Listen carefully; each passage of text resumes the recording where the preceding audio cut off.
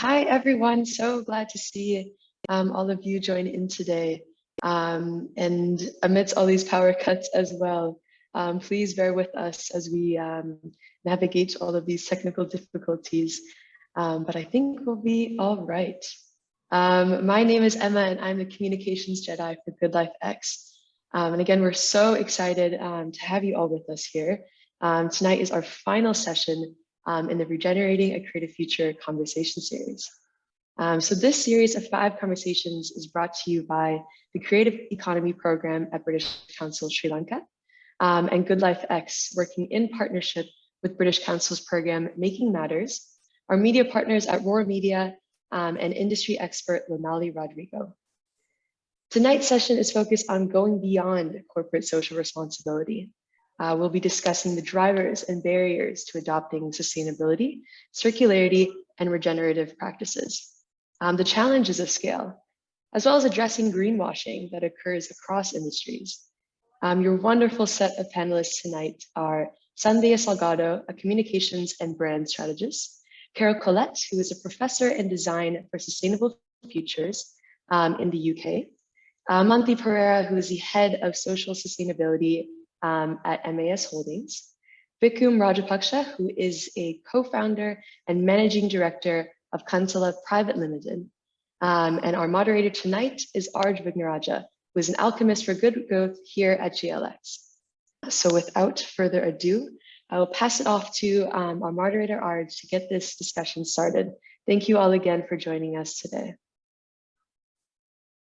Thanks so much, Emma, for that introduction, and welcome to all our panelists and also to all of you listening in on whichever platform that you've dialed in.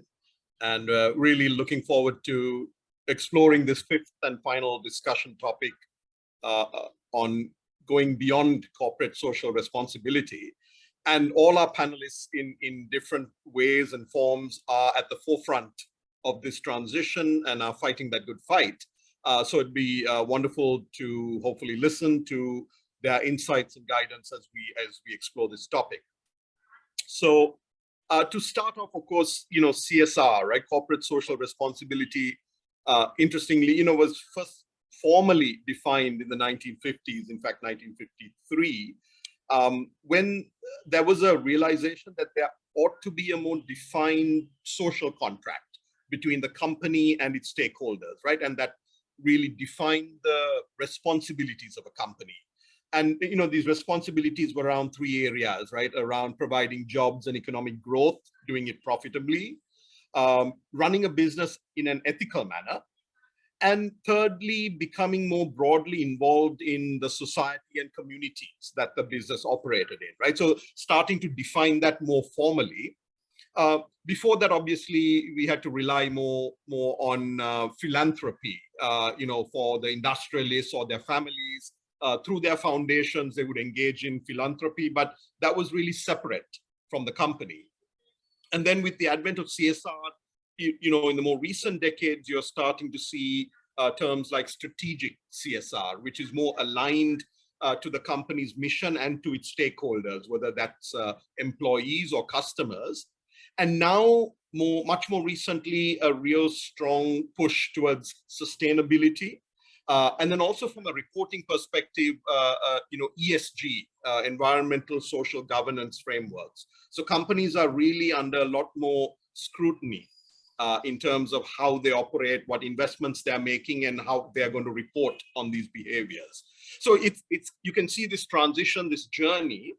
And Amanthi, I'm going to start with you because, at the very beginning of this year, in January of this year, MAS, in fact, announced a new sustainability strategy for 2025 around these 3 pillars of changing lives, changing products, changing lives, and changing the environment. So I wonder if you could elaborate a little bit on how y'all have got to that point. Y'all are known for programs like Women Go Beyond, Eco Go Beyond. How do those kind of fit into this, or is it a complete different evolution that y'all have got to? Thanks, Arj. It's an interesting story, and to your point, what you raised just before, how CSR had evolved. The evolution in MAS is also somewhat aligned to the story that you just spoke of. One of the most important things that we've been lucky to have on our back is actually having families and founders that believed in values. And even with the evolution, I still think it's a strong, it's a strength to have on your side, regardless of things turning strategic, etc. So in MAS's case, it was no different. We had leaders who believed in doing the right thing, coming from a strong sense of values, etc. But there was obviously, when individuals are involved or companies are starting out, there are natural areas you gravitate towards. MAS and its founders were very strong on their people pillar. So lives changed for good was possibly the thing that they knew to do from the beginning. Doing things very differently when there wasn't a requirement, when it wasn't law, the way they gave various benefits to everybody across the company, the culture they created of equality, etc. But when you see, the way the last few years have been, and in the past 34 years when MAS also was on this journey, one of the strongest things that have come out in the last few years is how we need to be doing more and doing things deeper. And this was a lot to do with the fact that you see unprecedented natural destruction. You see a lot of, like you said, social call-outs, a lot of social injustice. And it was at this point that MAS really looked at, took a strong look at why. Why are we doing certain things? And are we really creating positive change wherever we go? And change is something that, the company was very keen on and was, used to doing, even with our growth or our innovation. So what they did was they actually took all the programs that they did and took a look at what main areas are we really in. And we realized that we were in product, people, and the environment. So what happens here is what you've realized, that if we are to really make a change, product had to come foremost, right? Everything else we do is ancillary, but we are in an industry that's a huge pollutant.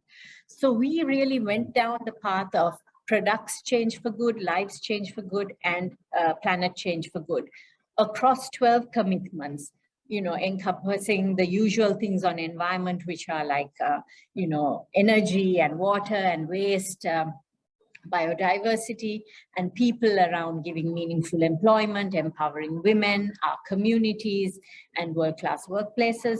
But a huge area actually around our product, which was how are we going to really generate 50% of our revenue from sustainable product. And there wasn't a definition for this, right? We really came up with a matrix to really judge how a product can be called sustainable. I'm sure through the last conversations, there are so many factors, from circularity, for sourcing, etc. All of this was introduced into our plan for change. And this is a deliberate attempt to bring in all of these areas. And programs like Women Go Beyond, Eco Go Beyond, tend to feed into this. So it's a case of the children gave birth to the parents, right? So the overarching strategy has lots of programs that are over 15, 20 years old, but now it's a concerted effort of really finding out where you can make the biggest impact, measuring it properly, and seeing how it contributes to the bigger picture. Amanthi, thank you for that. And I think what's, like you said, it's over 34 years you've evolved, but really tackling product, which is at the core of the company, I think is a real game changer. You could have always done, all of the other two pillars are, around the company or at the periphery, but really tackling the product itself, I think, seems to be a real significant shift in the approach. So thank you for sharing that real kind of journey or evolution. And obviously it's a continuation. And I also like the fact that you'll have set this, it's not some long-term far into the future, it's for 2025, which is, within striking distance. So Thank you for that. Carole, I'm going to turn to you next, and you are also wearing multiple hats. In your collaboration with LVMH, you're working in the field of regenerative luxury, but also through the Living Systems Lab, you are in biodesign, and then I love this other part in your role as a professor at Central St. Martin's. You are designing what you call a disobedient design curriculum, and all three terms are fascinating, and I'd love for you to maybe share or elaborate on the three concepts and perhaps how they feed off each other. Well, thank you so much for having me, and it's great to hear you, Amanthi. And actually, I'll refer back to Amanthi talking about we need a plan for change. All of us need a plan for change, and a very rapid plan and a very radical plan. We need to really even reconsider, the fundamentals of our economics. And so the partnership we have at Central St. Martin's with the luxury group LVMH is because we want to explore how can we go beyond sustainability. Sustainability as a term has become slightly problematic. You have anything from a brand saying, oh, we're recycling materials, so we're sustainable, to brands going fully circular, therefore creating a material flow which doesn't demand more raw primary virgin materials, which is great. But we are really at a cusp of a radical shift. We've tripled our world population in the past 70 years. We're now heading, after COP26 in November, with all the pledges from all the different nations around the world and all the companies, we're still heading for 2.6 degrees Celsius increase in our atmosphere. That will be quite radically disruptive for all of us, all our lives, wherever we are on the globe. Even the 1.5, which is our target, the 1.5 degrees Celsius pathway, will be problematic and won't be fun at all. But with 2.6, it's really getting very seriously concerning. And in terms of biodiversity, we've now lost nearly 70% of our wildlife populations, again, in the past 40 years. So the idea of regenerative design, regenerative practice, is to actually go beyond this notion of zero impact or neutral impact, but to try and see how do we use our agency, whether we're designers, CSR, marketing, HR, how do we do our everyday in a way that we actually help replenish biodiversity, take carbon out of the atmosphere far more than we need for the product we are designing? How do we repair our communities? So it's great. It's really, brilliant ambition, but it's really difficult. How do you do that? So how do you change the way we design, for instance, so that through my design decisions, I can help replenish a biosphere? That's where that takes us to disruptive curriculum and disobedient curriculum. And this is one of the things that the luxury group LVMH is very keen to see, is how else can we design? And so it's not, in our view, to design better with less impact. Great, we're all in that transition. But can we accelerate that? And how do we design in a way that's radically different? Hence why we've just launched a new master's program, fully online. So anybody who is actually in Sri Lanka could join this course. It's a Master's of Regenerative Design. And the idea is that we will have an ecologist, a designer, an anthropologist in a team, helping designers wherever they are in the world to understand their biosphere. What is the biodiversity issue where they live locally? What are the community issues? And then use their design practice, their craft practice to help repair their communities and their biosphere. And that's very disobedient. We're not used to think about where repairing the world is the starting point for the design process.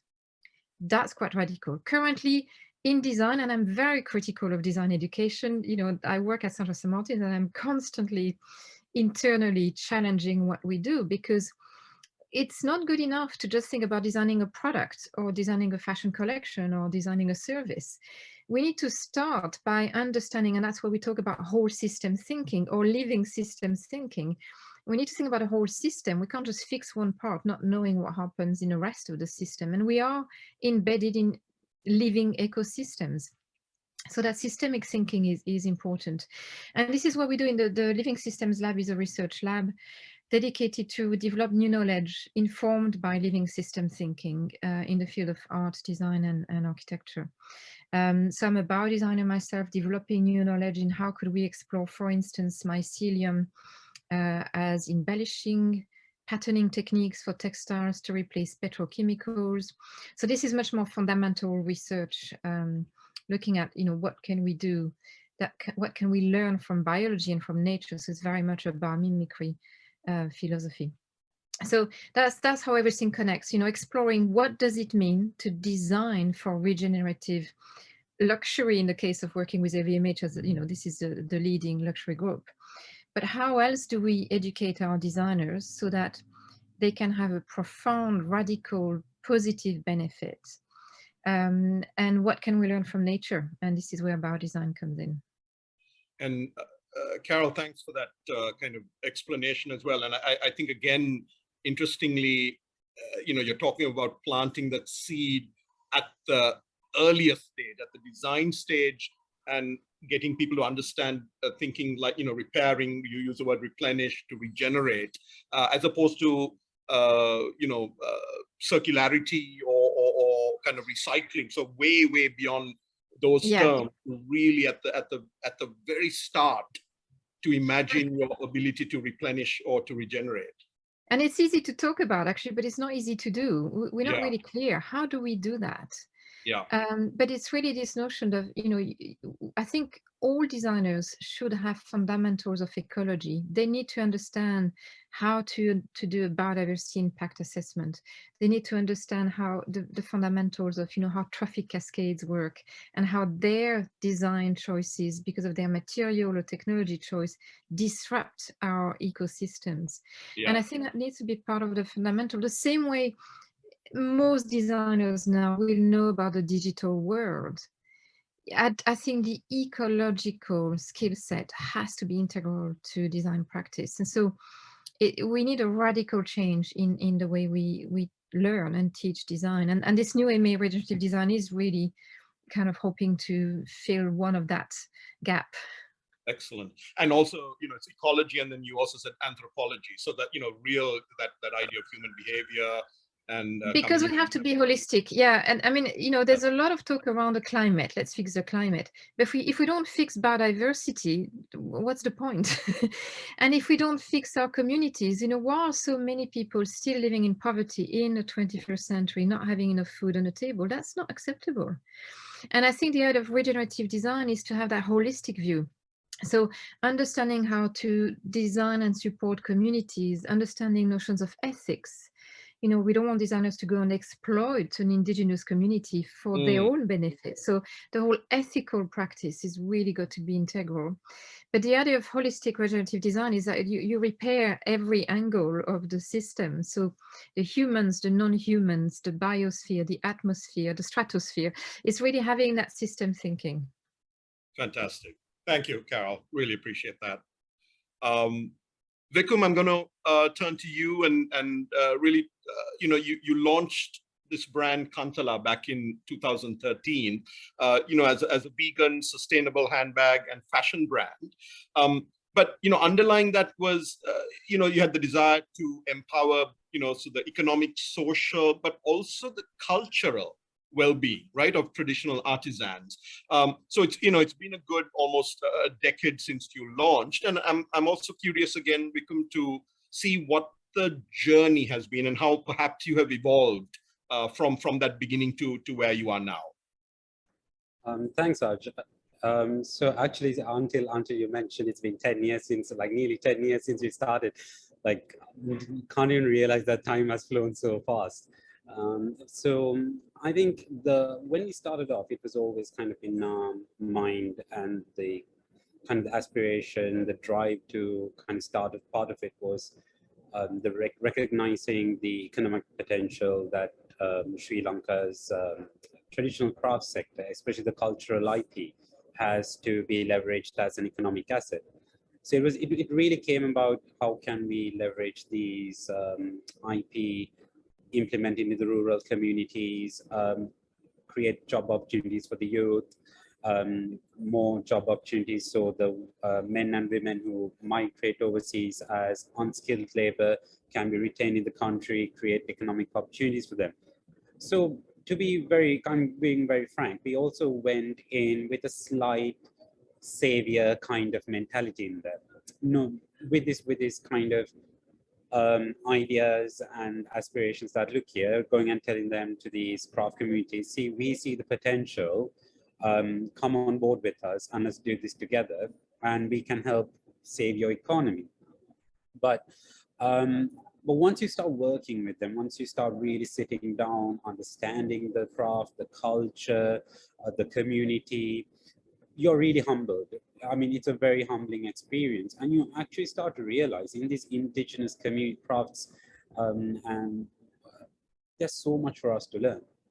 And I think one of the most valuable experience for us was that there's actually more for us to learn and then bring that back to, let's say, the contemporary economy, rather than actually trying to go to these indigenous craft communities and try and kind of corrupt them with this capitalist consumption-driven kind of economic thought processes and principles. So I think one thing that changed us, so kind of what that brought us to us, that realizing that we can't sustain this. To be honest, we can this world really sustain another 1,000, another 2,000, maybe another 10,000 different designers in the fashion industry? I mean, can we sustain? Can this planet sustain another so many thousands of brands? So then again, our thought process was, okay, like rather than creating something entirely new, how can we leverage what's already there and make it, as Carole said, down the regenerative principles? How can we integrate those so that we are not actually creating something entirely new? Let's look at the existing supply chains and let's look at the existing, this indigenous knowledge, this indigenous cultural IP, and let's maximize the potential of those so that we can actually address the ecological, the social, the cultural issues that we have. So, I mean, we pivoted in that sense in terms of the product material design. And that comes to one of the other concepts that we're dealing with is in terms of degrowth. So some of the supply chains that we kind of started working with and reintegrating into a new kind of forming them into a new supply chain around these indigenous crafts. The idea was really to take them out of these supply chains which were producing ridiculous amounts at really low, cheap prices using very unsustainable materials, and bring them into a new supply chain where we are actually using sustainable materials, regenerative design, but also paying them a living wage. So they actually don't need to overproduce to make a living. So the distribution of wealth becomes more equitable across the value chain. So we can actually ensure that people are achieving a standard of living without having to overproduce and overpollute. And another aspect that we actually learned from these indigenous crafts artisans, our traditional artisans, was also the material that we use, the multitude of other functions that these materials can do. So say, for example, the hana plant, which is the core material in our products. It captures, it's a regenerative plant, harvested sustainably, it keeps on regrowing. It doesn't need fertilizer, it doesn't need watering, it doesn't need pesticides, it's an absolutely sustainable plant, and it actually captures carbon from the atmosphere. And it also lends itself very well as a biofence where there's human-animal conflicts, a bio-fire breaker where there are bushfires. So we've actually started planting these in those regions. So now we've kind of created a system where we are capturing the carbon, and we are also creating economic opportunity for the farmers and these other communities by helping them to create these biofences and then make a living, but also giving sustainable economical solutions to these different conflicts. So I think so these were, I mean, we didn't think about this. Yeah, like, no, we and never from really where thought you when we started started, off. yeah, Yeah, exactly. we never really thought that we'd be farming these plants when we started off. But once you kind of realize the potential, I think, so that's kind of been our journey. Yeah. Yeah, no, that's, and again, Vikum, thank you for sharing that, that transition and that actually also that realization, right? And you talk about really having to be humble and to listen and learn from the indigenous communities and that wisdom. But also the other important point you made on, not overproducing, and often I think the challenge for our artisans tends to be a push to quickly put stuff out, potentially, let's say, to cater to the tourism market. So in fact, in the rush to produce or overproduce, then even the quality of what gets put out starts reducing drastically. And, it really hurts. It's a very negative cycle and downward spiral that you're in. So I'm really glad that, you've latched onto and are hopefully inculcating this idea of, producing less, but of higher quality, and that you can capture that value for the artisans directly. So thank you for that. Appreciate that. I'd like to really, as you'll have gone through these journeys, really also think about what have been the drivers and barriers to adoption really of sustainability. And I'm talking about sustainability at the core of the company, right? As opposed to, again, at the periphery or as a nice to have kind of feel good project.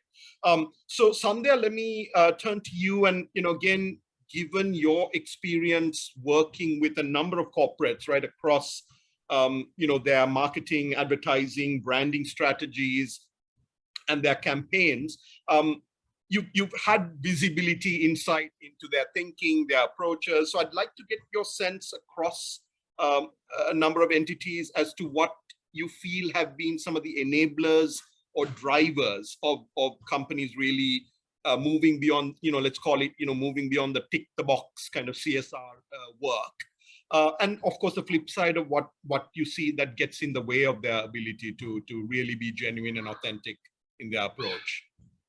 Thanks, Arj.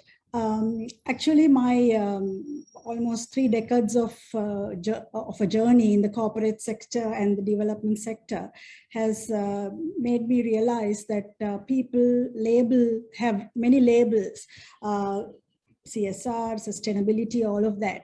But actually, when you look at ourselves as Sri Lankans, in the core of a Sri Lankan, there is this concept of sustainability or CSR embedded in our culture and in our tradition. Without being oversimplistic, I want to mention about a very basic nursery rhyme that we all grew up with. Mega se boho, panidodam tibe. I think it's a long thing, so I don't want to waste time narrating that. But I don't know whether people of outside of my vintage have heard it and know about it. But that little nursery rhyme is the perfect, simplest explanation on how to live a sustainable life. So what I'm trying to tell you is sustainability and CSR has been in our core. We grew up like that, but somehow when it comes to corporates and businesses, profitability presides over everything else. And why? And to answer your question about some of the barriers and triggers that we have in actually looking at sustainability or corporate social responsibility seriously as a part and parcel of the business culture, I think largely there are 2 main things that come out and sort of scream at us. And firstly, it is a lack of consciousness in the management, the decision makers. For them, it's about profit at any cost. The second point is lack of awareness. There are zillions of younger people in companies who are really gung-ho about wanting to make a change with the concepts that they are bringing to the table with new and interesting strategies to manage this whole sustainability issue. But the decision makers, boards, and the senior management have absolutely no idea or have little idea about the benefits, the long-term benefits for a company, because there are some very, very basic factors that I would like to share here. Firstly, the concept of CSR and even sustainability, and any label you want to put there, is very broad and ambiguous. Because as even now, when we talk about it here, so many people have different interpretations as to how they would bring the sustainability or CSR onto their business decision making. So that's there. Then the fact that there are no mandatory regulations in Sri Lanka is also a big deterrent, because people have to just, do as they please. And most of the time, as you would know, it's a tick in the box largely. I'm being very candid about it, right? There are the sustainability awards. There are so many things that happen. So the reporting happens because of, meeting the basic needs of reporting. But is that sustainable? Is that sustainable business is my question. Thirdly, there is a big mystery around the economics of being a sustainable brand or a company. So there is that gray area that the management is grappling with. And of course, we need to know that, the society is very quick to punish corporates that make mistakes. So they want to make sure that they're managing the societies, the communities, and the environment to the best of their abilities. And finally, also the fact that the standards expected from the society and the community is pretty high. So all these things make the management a little, unsure of what exactly they should be doing. And lack of knowledge and lack of commitment added to this really make it a very, very tough place to be in. So that is my experience with regards a lot of big corporates who are struggling to figure out how to charter this course. Sandya, thank you for kind of tapping across, multiple years of experience and multiple corporates, I think, and distilling some of those real challenges. And I think that one of the interesting things you talk about is really this generational mindset. And, you have the decision makers of a different generation for whom, this is still a tick the box or something on the periphery or a nice to have. And then you have the younger generations who probably are a lot more closer and feeling this more deeply. And perhaps, figuring out ways to bridge that or bring that energy and mindset into the decision-making process could be a really interesting way to bridge some of these barriers. Amanthi, let me ask you, Sandya was talking about some of these difficulties, barriers, challenges. But, if you look at MAS, was it the fact that MAS is really working for, let's say, global progressive companies who themselves are catering to conscious consumers? So essentially, did MAS have no choice but to say, look, we need to up our game, we need to respond to this, we need to make sure that Nike remains a good customer of ours, and therefore we have to develop a real sustainability approach. Without that, could it have happened, I guess? Well, Arj, first of all, I'd like to think that we're working with progressive brands, brands as opposed to working for. But fantastic. I love it. Yes. But the short answer is, I think influence from progressive brands help. But let me just get into the detail of that. I believe we evolve taking cues from multiple factors around us, right? Progressive customers included. But I think we would be missing half the picture if we didn't listen to the cues around, say, risk, license to operate, absolute science, and of course, being a responsible corporate. Because if you were just, gravitating to one of these areas, there would also always be a time where the foot is off the pedal. Right? If you don't continue to work with a certain brand, does it become priority anymore? Right? But Today, we really don't have the luxury of going after certain people or dancing to the tunes of whoever we feel is important. There's pure science. There's lots of stakeholders. If we don't listen to the community, we don't know the next risk or where we are going to have to operate or what the world is going to look like. So I believe that it is really important. And when we do that, in fact, I can flip the story and say that, we can drive brands. And I'd like to end that by actually saying, giving you an example of a story, right? We have this, sustainable bra collection called Thrive. And how did Thrive come about? It was because when MAS made its plan for change and made the sustainable product criteria, we decided, and that was our product team decided to approach like our Excellence for Bra Manufacturing, which was called IATI, and gave them a challenge to come up with the most sustainable bra possible, because the bra amongst all our products would be the toughest egg to crack when it comes to sustainability, just based on its complexities. And the IATI team worked across multiple, factors and matrices and made an entire collection, using so many, parameters of sustainability. And then we made that an offering to some of our more sustainable and, sustainability conscious customers, saying, listen, we have this line that's ready to go. And they have taken us up on it, and you would see this product coming through. So that is where the, tables have changed, you've shifted around the table. And that's... Sorry, Arj, on mute. Sorry, I was saying that's fantastic, that flipping the script.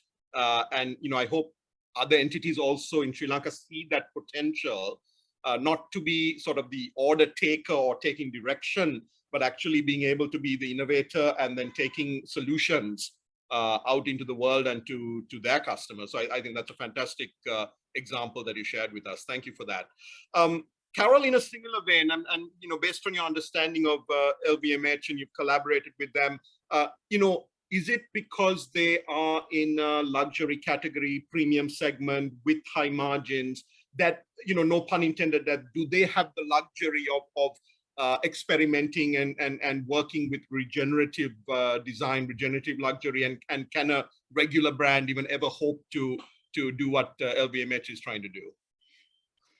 Yeah, I mean, so first of all, I don't speak on behalf of LVMH, but definitely, what's exciting about the luxury sector, and not just in this group, is that that level of operation is really both the guardian of very incredible heritage, traditional craft skill sets and know-how, but also looking into radical innovation, new ways of doing things. So I think it's a very interesting place to be.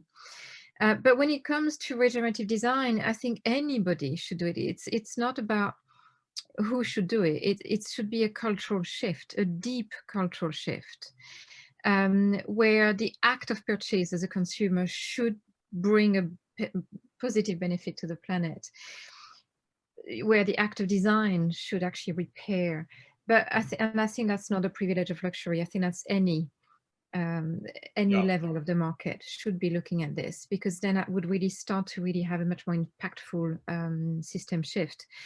But I want to come back a bit to your very first introduction today. You talked a bit about the history and the evolution of CSR.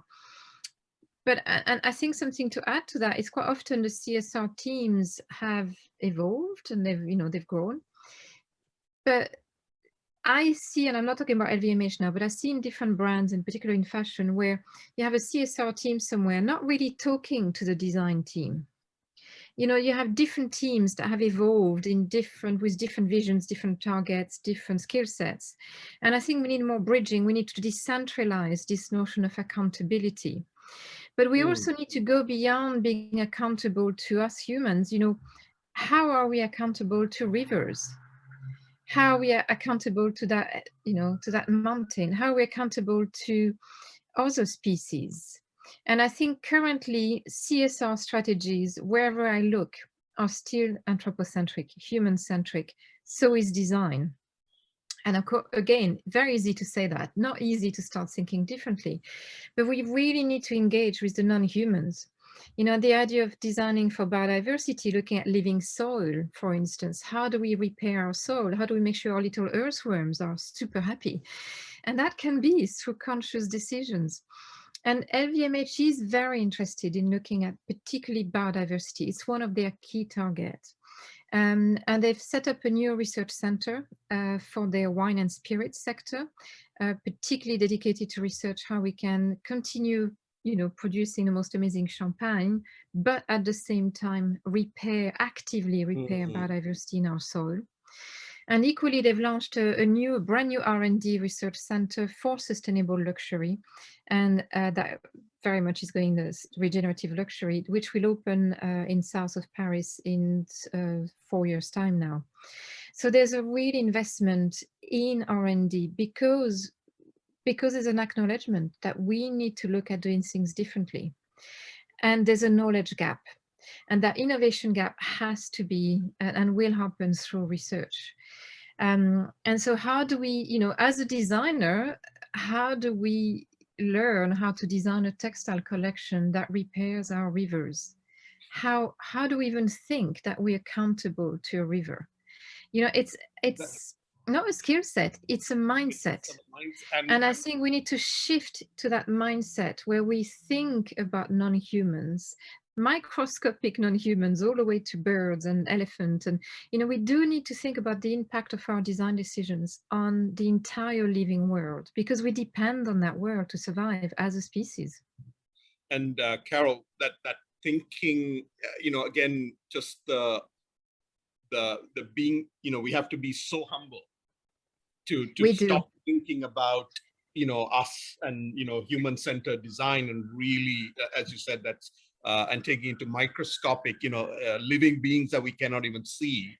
And we can't keep putting the human on top of the chain. Yeah. We are part of an ecosystem, and you know, without, you know, as a human, I'm covered in bacteria. I would not be alive with the bacteria in my guts and on my skins. Yeah. So I'm not a one entity. I am an ecosystem as a human being anyway. Yeah. And I think we forget that actually, you know, the oxygen I breathe is because trees next to me have generated that oxygen. We completely codependent on our living ecosystems. Yeah.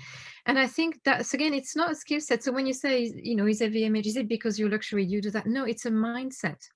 If all of us, whether you work in design, whether you work in HR or in CSR, had that mindset to think about our everyday acts and what does that do to repair the living, to benefit other living beings, yep, then that would be the ideal success criteria, I think. You know, it's what we do, you know, and use our expertise, our passion to do what we do, but in a way that benefits other living beings. I think it's a mindset. So you don't need to have a know-how. You just need to have the will. Just start with that. At least start with that. Yeah, yeah. Carole, thank you for that. Again, sort of a real shift in thinking that is required for that, and stripping out a lot of the ego and you know, our view of who we are in this world. So I'd like to Vikum ask you a question that I feel sometimes might get in the way of getting to true sustainability, and this is a challenge of scale. And, you know, I've had experiences recently, you know, working with a couple of larger entities, and as we were talking about regenerative models, or at a minimum circular models, there was a real reluctance to embrace models like that because they couldn't envision those kind of models operating at scale, right? So these companies are already at scale. So anything new has to match or be, you know, a percentage of revenue that makes sense. So anything that is seen as marginal might be interesting, but not large enough or scalable enough to the core of the company. So the flip side question to you, Vikum, is, you know, Kantala, will it ever be able to scale? Because you started with sustainability at the core of this entity, and are you destined to be, you know, of a certain size because of your purpose and mission as for the brand? Are you constrained in that way? So yeah, actually, that's a good question. I think if anyone who's running a business is keen to expand scale, but then I always ask the question, scale what? What is that you're trying to scale? So for Kantala as a social enterprise that's driven to make an impact, for us, it's about scaling impact. And that is the main priority. That is the key driver in building, expanding, and growing. So we don't think in terms of scaling our output and scaling our profit. We think about how do we scale our impact. And every business decision that we make, a commercial decision we make, is around that.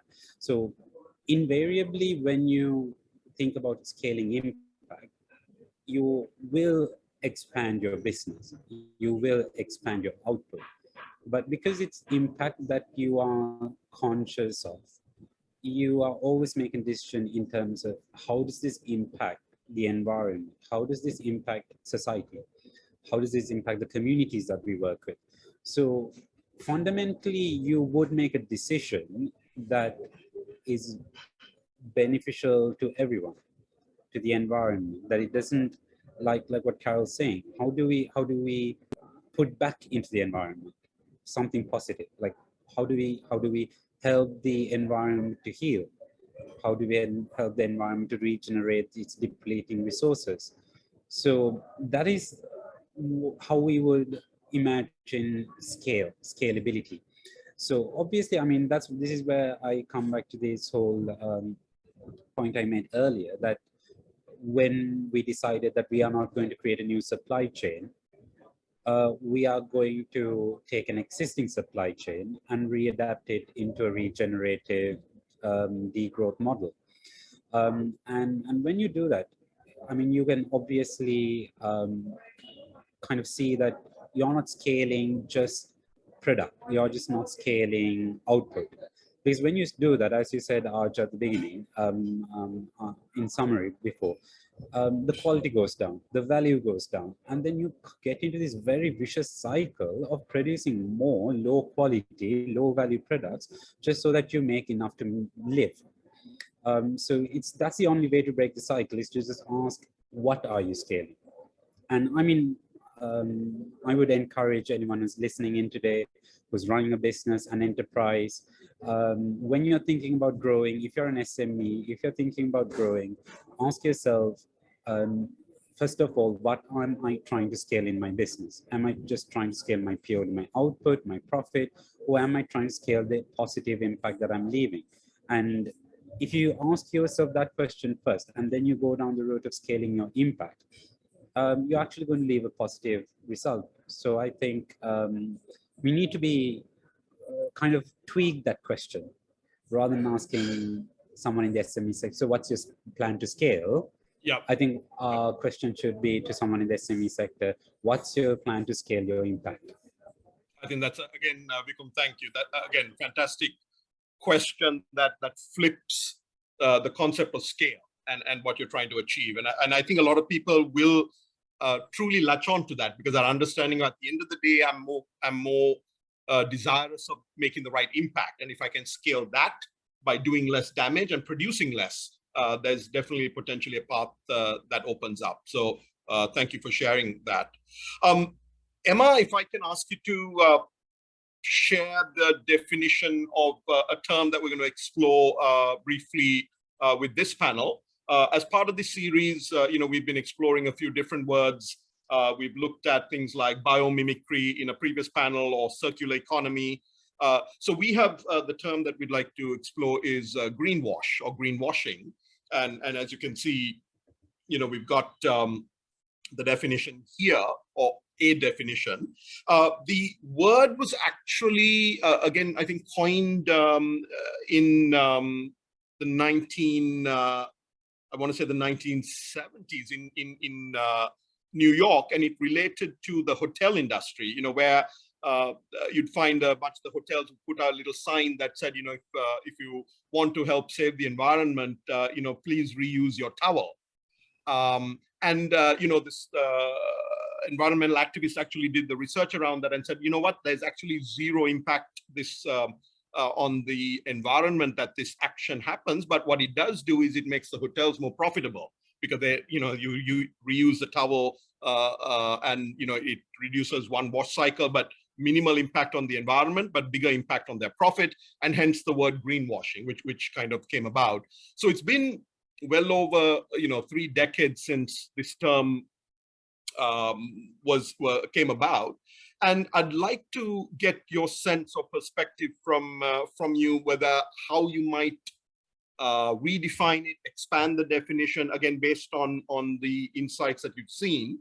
And also, one of the questions that's come up from one of our audience members is also, how do you genuinely avoid your companies or the companies you work with being tagged with saying you guys actually greenwashing and not really doing something that's authentic and sustainable. So thanks, Emma, for sharing that. If we can go, maybe if we could start with Sandya on that.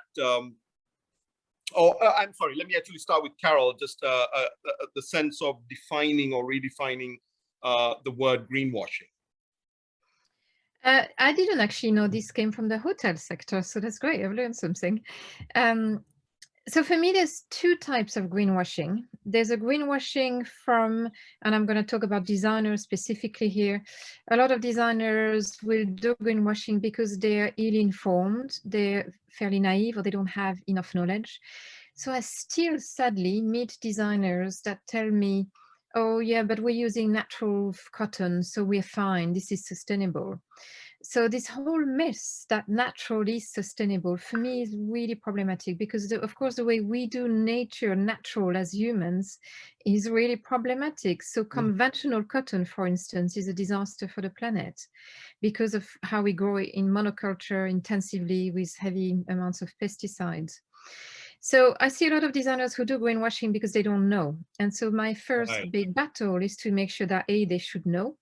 Yes, they might have been trained 20 years ago when that knowledge wasn't there, wasn't that prominent, but there's no excuse to not be trained and update their skills and have the knowledge of what is more or less sustainable so they can make the right choices. So I see that level of greenwashing, which is based on naivety, lack of knowledge. And again, I blame education a lot for that, and I work in education, so I can say that. But the other greenwashing, which is more difficult, is the strategic greenwashing, which is a conscious decision to make claims which are not correct, simply to try and fake it and to try and avoid doing anything. And I think that we can really challenge when we really demand for much more specific targets. I think you can't improve the sustainable strategy of a company if you don't have clear targets in terms of climate, biodiversity, communities, and this need to be assessed independently. And I think without these clear goals and targets, you remain in that space of fluffiness, is what the cat just says. But I think it's really important we have clear targets and science-based targets. And I think, to be fair, as much as it's really challenging, we're in a very critical environmental stage now.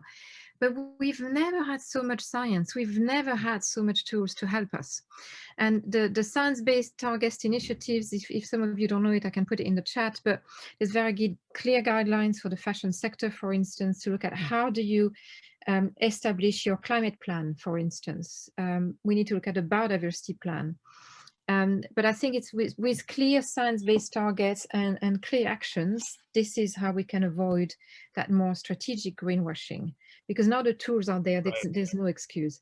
And I think if instead of greenwashing strategies, we had life-giving strategies, we would be in a very different place. Great, thanks.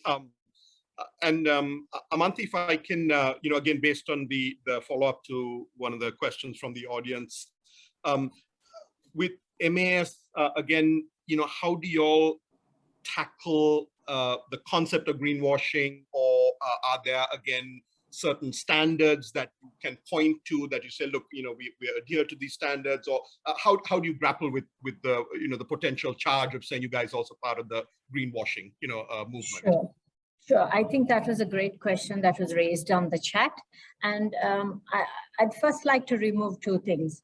Just because you adhere to certain standards, that doesn't mean it removes you from greenwashing. There's lots of ways that, you know, you could be saying one thing and doing one thing, and you might be great with standards in one area, but, you know, you could fall apart in another. So just to come back, just so that, you know, you can continue with what Carole said, we have signed up for science-based targets, looking at the industry ambition of keeping, you know, the increased level, you know, within 1.5 degrees Celsius from pre-industrial era. This is looking at absolute reductions, right? So we're looking at a baseline against 2019 and saying year on year, we're going after 4.2%, so that, you know, overall at the end, we will have a 25.2% reduction, which keeps us aligned to that industry, you know, ambition. So you really need to work the science, not saying this as a percentage of your growth or your head count. You know, we bring in absolute numbers to say, regardless of what MAS is doing, this is what we are after, because the world needs this reduction, right? So definitely in the same manner, we have standards, you know, around the Higg index. We have, you know, areas that we're getting into, for example, like our chemical management. And there are, as the question has asked, obviously we have made, you know, commitments on a target that we're hoping to achieve, and we report on them. And the nice part about reporting is not like a scorecard where you hit the number, right? You speak of your journey and you also say why you couldn't hit it or what has, you know, held you back, right? And that's half the part of reporting. It's not like a cricket match where you know, you set out to get, the other side has this and you have to get this score. And if you get it, you win. If you don't, you don't. But you put a stake in the ground and say, this is what we're after. These are our plans. We'll tell you how that's going. This is what worked. This is what we learned. And that is super important. If you are going down this path of reporting, that's what keeps, I wouldn't say, you know, I'm not really keen on keeping greenwashing, you know, the lobby at bay. I feel that it has a role, right? Yeah. That's what keeps you honest. Yeah. It's not a case of keeping the lobby out, right? Yeah. And I think all these actors are needed, right? And it helps. So I feel that there is a place for everyone, public sector, the regulators, there's a place for, you know, the development sector, you know, just as Carole said earlier on, the anthropologists, the biologists. You need everyone to tell you, because it's a journey and it's a moving target, right? Right. What works for today, what we've signed up for, it might not be enough, right? And we need to be able to realize that and course correct. And that's why you need all voices. Right. And like you said, it keeps you honest, right? So having that pressure, having that light or even an accusation, you know, forces you to respond and justify and point towards that. Vikum, can I get your perspective on, you know, are the global brands, you know, moving away? Are they, you know, from your perspective, right? What are you seeing that either gives you hope or says, you know, hell no, you know, there's still a long way to go? So it's quite a contentious one, and I have to kind of respectfully disagree with Amanthi that the greenwashing lobby, as far as I'm concerned, just has no place. they just pump so much money and lie through their teeth, and it's actually the disadvantages, and it actually puts the brands that will actually make an effort, an honest effort, but don't have those deep pockets the big brands have, to really make a dent in the pollution, the environmental destruction, the communities that are being destroyed. I mean, we can't make that impact as significant as we would like to, because the bigger brands have far bigger, like massive marketing budgets, and they have so many of the magazines, the publishing houses, the advertising houses at their disposal just to craft a message and give it out. I mean, couple of years back, H&M got pulled up, I think by the Swedish or the Norwegian Consumer Authority, a government authority, for actually being saying half-truths about their sustainability collection. I think Livia Firth pulled up Nike at the Copenhagen summit for some of the claims that they made. And I mean, and in response to the question that was posed as well. So there are two things that, I mean, Arj, first to your question, I don't think the big brands are doing enough. They are doing something. We first of all have to recognize that. They're doing much more than maybe what they were doing 10, 15 years ago. So, I mean, we have to recognize where they are making an effort, that effort is being made. But as Carole said, is that effort sufficient? No, it's not. We are far behind our targets. We aren't even committing to the targets that we need to start off with. And I think Carole can correct me if I'm wrong. I think the fashion industry hasn't signed up with concrete sufficient targets at COP26. That's one. Two, so how do we as a smaller brand kind of respond to it, and how do we become transparent? So I mean, right now, we don't invest heavily on putting out periodical reports. We just put out anything and everything to do with our supply chain, the material, maybe through blog articles, maybe through social media, maybe putting out the profiles of who works with us. So we just release as much information as we can onto our public facing platforms. That is one. Two, actually something that we are doing right now is just not Kantala here in Sri Lanka. There's another amazing social enterprise called Celine, textile, Celine handlooms. So, I mean, both Kantala and we are investing in blockchain to create more digital transparency and real-time live transparency in our supply chains. And this is actually somewhere we have the edge. Now, say for example, if you look at the transparency index, you would see that brands like H&M and some of the larger brands say where they are sourcing their products from, but not a lot of them go down to the wet production level. So that is where you have the dye plants, the mills, and the cotton fields and all of this. So they don't go to even down that level.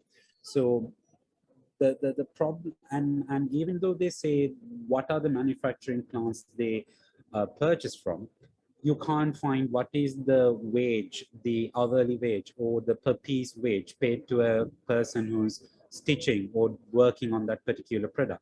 So that gives us the edge because we have always set up ourselves with a living wage, with that transparency, with ethical material, like sustainable material sources.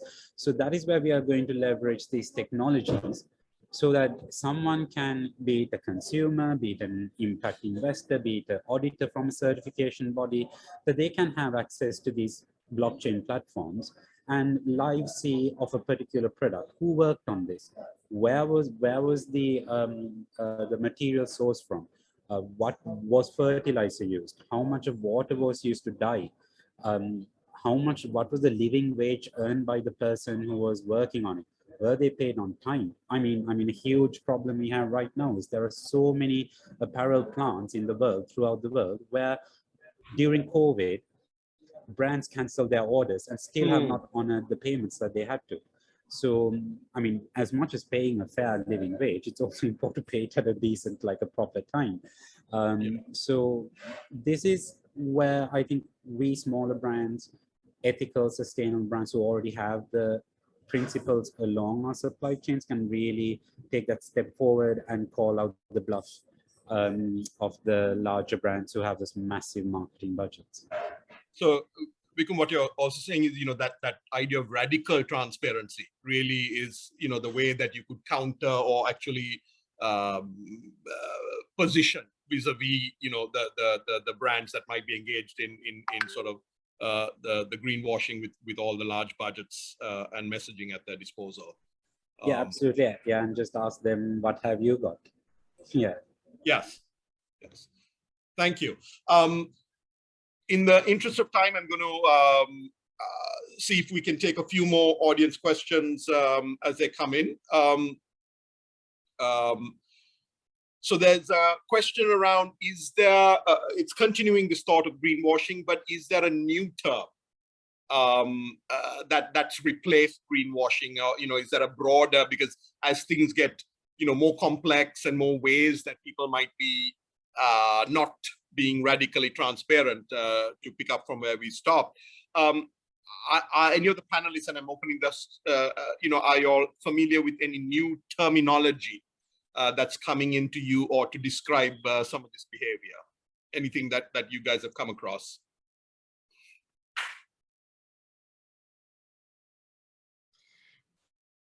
So perhaps I can comment. There's one terminology which I know I'm in the UK here, but I keep hearing, which is a bit frustrating for me. I keep hearing about designing for the climate emergency, and that's really problematic for me, because it's not just the climate, the emergency. Yes. It's the planetary emergency, which includes biodiversity, which includes humans. There's a lot of human emergencies too. And I think we have this tendency to just grab a term and then that's it. But, when you say, we have a climate emergency, so this is something we discuss here at Centre St. Martin, I keep saying it's not a climate plan, it's a planet plan we need. Otherwise, and so I think, in a sense of greenwashing, I think we tend to be a bit lazy with our language sometimes, and then just think, oh, it's just about, it's the climate emergency. And I'm fighting nearly every day saying it's a planet emergency, not a climate emergency. And I think, so for me, it's not the same as greenwashing, but I think it's lazy. It's a lazy, and I think that the way the language we use reflect the misunderstanding of the issues as well, or the understanding of the issues. So I think we need to really kind of think a little bit, about generally speaking, about the language we use in describing what we do. And the other thing that annoys me now is that there's a real momentum around this whole notion of regenerative, and it's a great narrative. It's very powerful. I know a lot of our students are really motivated by this notion of repairing the world. But I see a lot of brands saying we're doing regenerative design when they're not even doing sustainable. It's the new catchy word. It's the new sexy word used by people who don't understand what regenerative means. And so it's a bit of a trend. We used to talk about resilient design or green design or eco design or sustainable design, and then circular design. Now it's regenerative. And people tend to swap just because it's the latest word, but they don't understand the difference. Circular design means something quite specific. Regenerative design too. And I think it's this swapping, this, kind of, again, this laziness, we use our language that really annoys me. Carole, again, to your point, the power of language and being very specific, or the more specific we are, really has impact. But also to your point, whoever kind of plants the flag and defines the word with the most, with the most bucks behind it, kind of has potentially a disproportionate impact on how that concept is perceived. There is a question also from the audience in terms of where could we, or what are the sources that you or anybody on the panel might point us to as being or deemed trustworthy in either defining some of these terms or evaluating or helping to say, look, when this is what you need to look for to separate what's authentic from what is really not truly sustainable. Any sources, resources that you might, any of you might recommend that you all have found helpful or you refer to for guidance?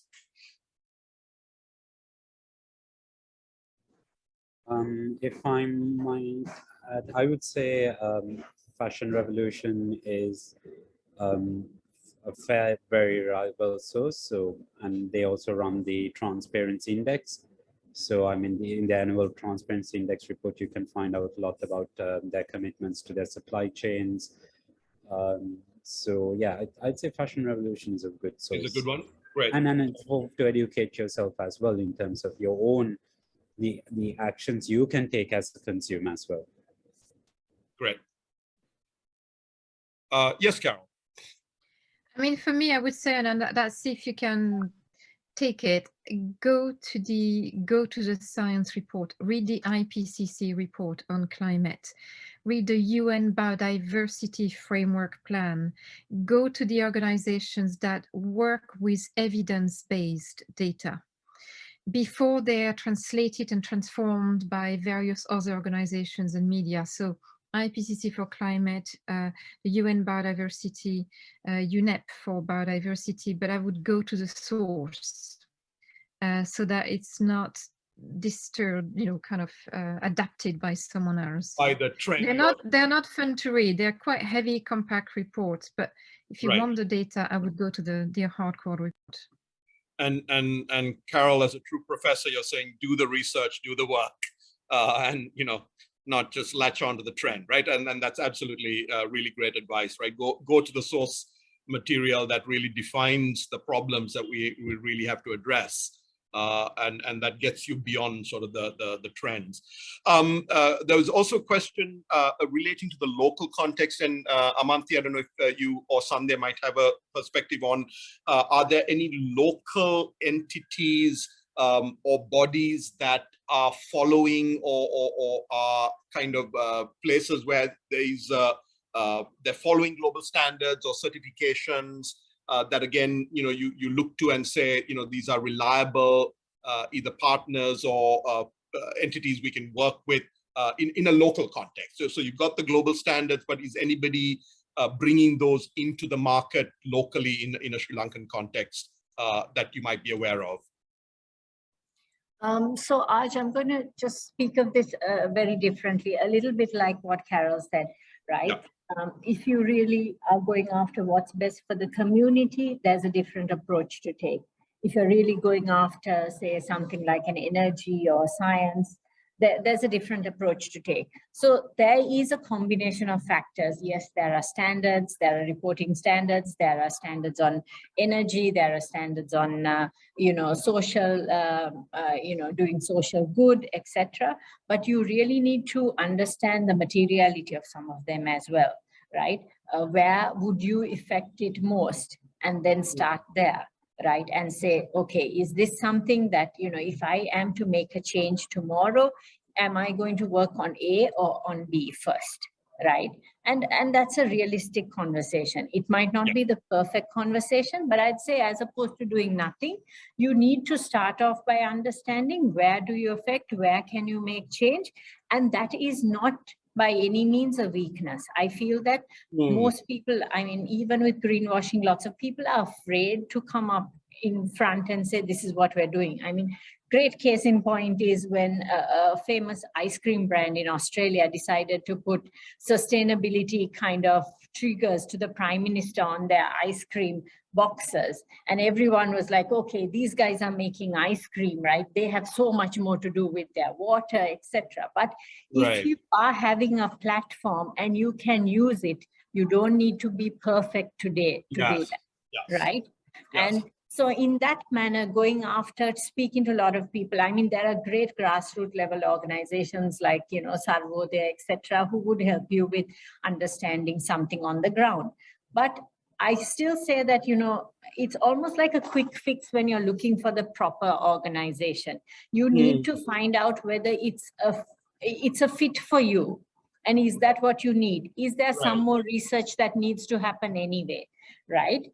Or you put it out there. Stakeholder engagement, I feel, is the strongest tool, right? It has been before, is today, and it will be tomorrow, right? But what you see, right? There's so many other people who can bring more to the table, right? Yes, it might be convoluted, they might have their own biases, but distilling that is a part of the conversation, right? Bring in everybody into the conversation, be upfront, be open, and see what standards are working out. I'd love to say that, I'd still not name and say, I'll work with this person for the rest of my life, because I wouldn't know where their trajectory would take them and whether it may rings true to you anymore. Yeah. And I think, Amanthi, what was important also is you said, you don't have to be perfect, but also, that might prevent entities who have a platform from taking a stand, because they're concerned about cancel culture, right? Or others point saying, you haven't. But I think as long as, to your point, you're authentic to saying, look, we don't have all the answers, but on this particular issue, we have a stand and we want to move ahead. I think that being brave enough maybe is the right way to think about you. And when you make a stand, it's not just saying we don't have the answers, saying that we are not still good enough here, right? Yes. Yes. Just calling it out and saying we really need to improve here. But having said that, this is something we feel strongly about. I think people do respond to authenticity. Great. So I want to come in here and yes, also mention that basically a lot of the decision makers in the corporate sector are scared because they think this is a very technical thing and everything is looked upon from a very rational perspective.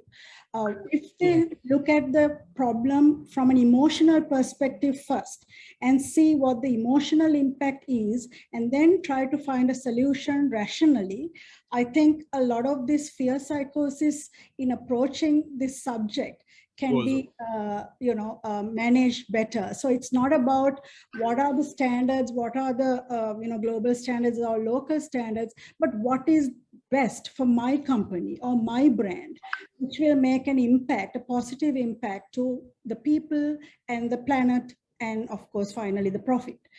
So I think we are being very rational about it, where the basic, again, I go back to the brilliance in basics, is what we are missing out here. I know it's a very scientific area out there, but we can start with very simple basic steps so that this, this fear that surrounds all the decision makers can be minimized and something more positive can come out for the corporates and I'm talking of the bigger corporates actually, who are not in this game of making a noteworthy change.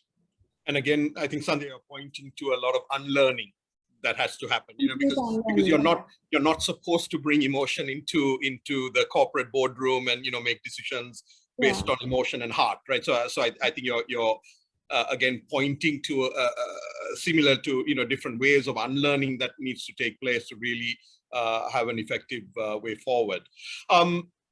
I think again, in the just watching and managing time, I'd like to ask each of you to, again, to bring this discussion to close, I'd like each of you to maybe define the ideal corporation going forward. Or if you were starting from scratch today and you had this ability to define, I think you all have all touched on it in different ways. But if I could, in almost in summary, ask each of you to define, this beyond CSR, what is the ideal, most impactful entity that should and could evolve in Sri Lanka and the region? Amanthi, maybe I'll start with you, and then we'll go down. So keeping it very, very brief, Arj, I mean, I'd like to envision a company that has models that look beyond today and the traditional scope of the core business, right? Well, companies that set people up for disruptive scenarios and conditions that we don't even understand now. So how do you do that? How do you prepare for something you don't know, right? Looking at models where companies house, partnerships with think tanks, with research organizations working together, right? You would have one set of clout, but on the other hand, you would have people doing the science, etc. And, contributing to that. You might not be able to see the end of the journey, but you know that this journey is important. So you contribute to that. And once again, bringing to heart people development is huge, right?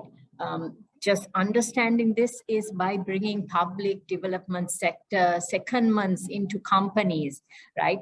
You might be having a great, career planned up in the development sector, but if you are to spend an year or a couple of months working in a company, and if that was possible, right, where your rich thinking will, cross-pollinate into the company and the way companies run and the way they manage, their management styles will come into how you run, then it's like, not just ideas, but like intent, purpose.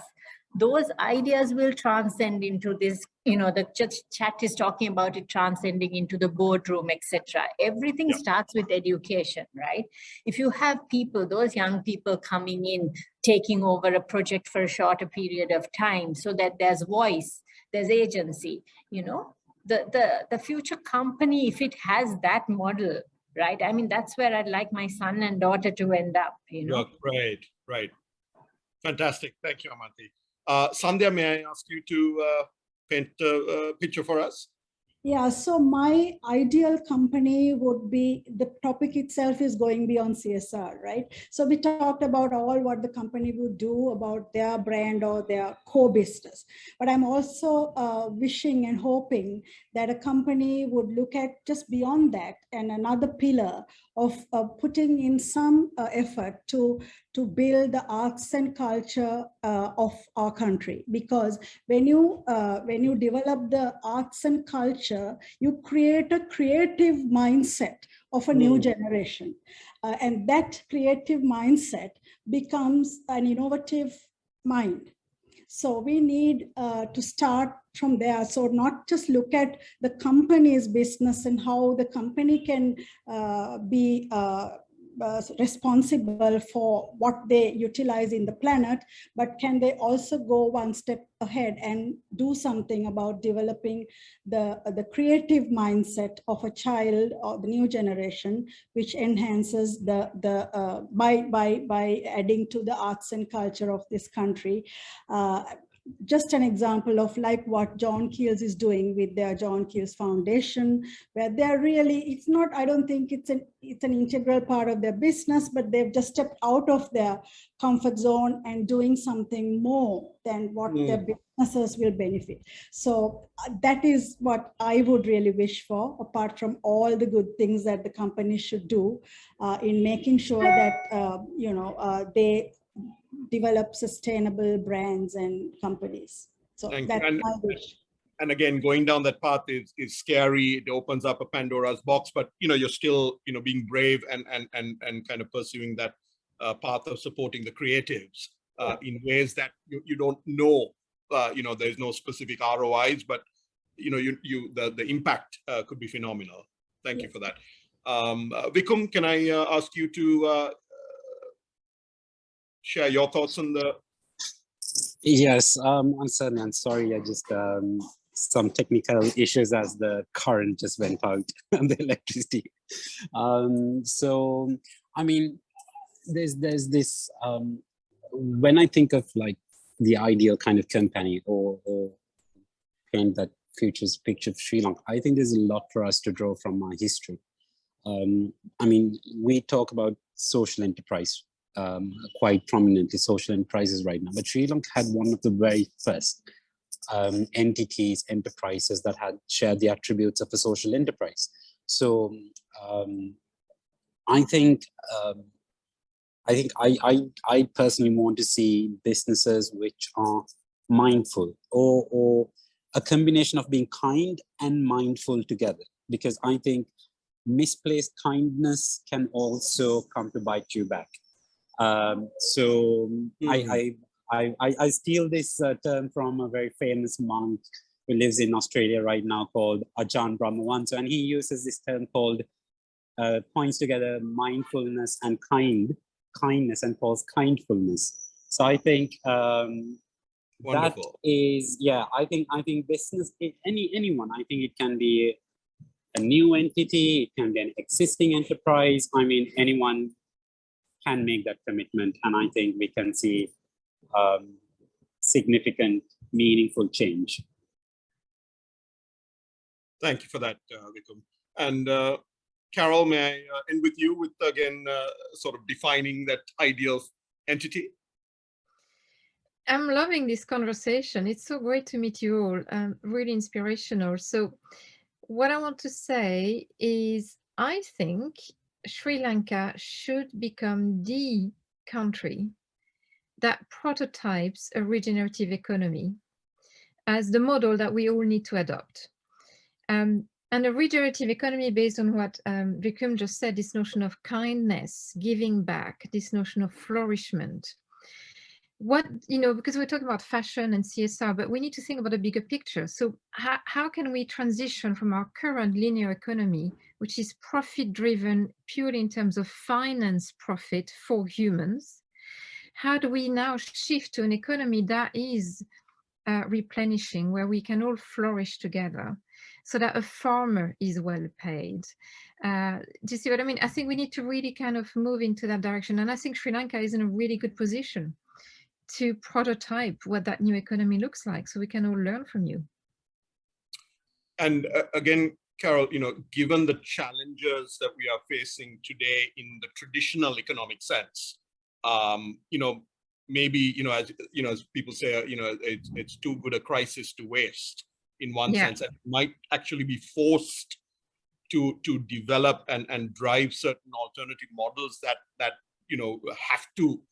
we have to generate answers to the significant challenges that are facing us, not just for this year, but into the foreseeable future. So I think you're also raising or challenging, maybe in a way, to come up with some different solutions that are not going to come out of the traditional capitalist kind of structures, right? Exactly. And I think, because the size of your country, it's not huge, so it's a bit more manageable.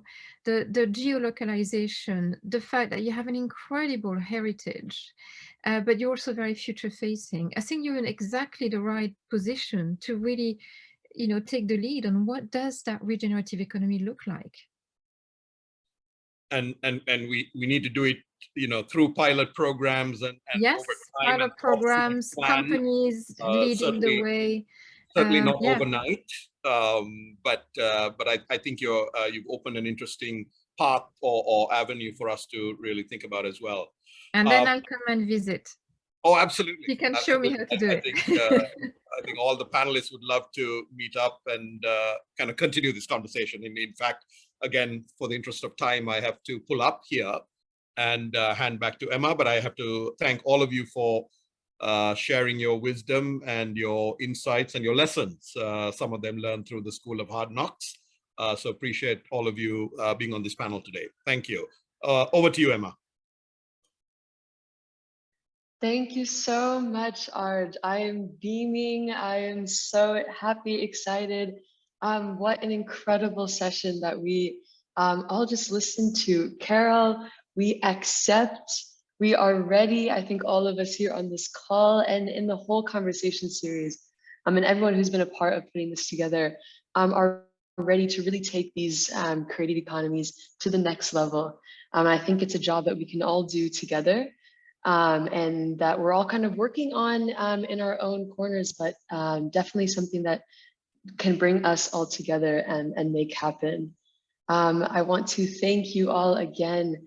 This is such a wonderful session. And it is our final session, so I also really want to thank all of our partners that we've done this with. The Creative Economies program with British Council, as well as Making Matters program there. And our wonderful industry expert, Lonali Rodrigo, and our media partners at Roar Media. You guys have been integral in putting this all together, and we're really happy with how it's gone so far. There's so much to be taken from these sessions, and I thank you all for your invaluable insights. And I really can't wait to see what connections and projects we can build off of everything that was spoken on today. So with that being said, I know we've gone so much over time, but I don't think that we could have stopped this one. So thank you all again. We will share the session with you over email and look forward to hearing from you all. Thanks again for joining in.